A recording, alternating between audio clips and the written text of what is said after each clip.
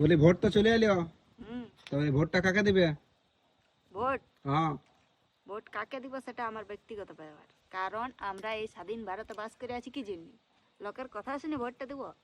আমার যাকে মন আমি তাকেই ভোটটা দেবো। সেটা কেন কি আমি বলবো তাকে দিবে না? না, তোমাকেও বলবো না আমি কাকে ভোট দিয়েছি। আমার যাকে মন মন থেকে আমার যাকে ভালো লাগে আমি তাকেই ভোটটা দেবো। এই ব্যাপার। হুম। আচ্ছা ঠিক আছে।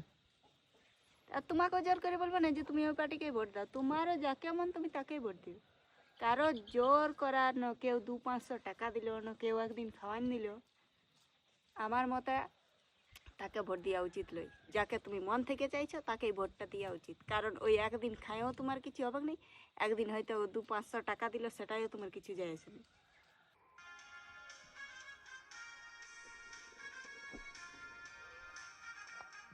আমার আচ্ছা মতে তো তাই।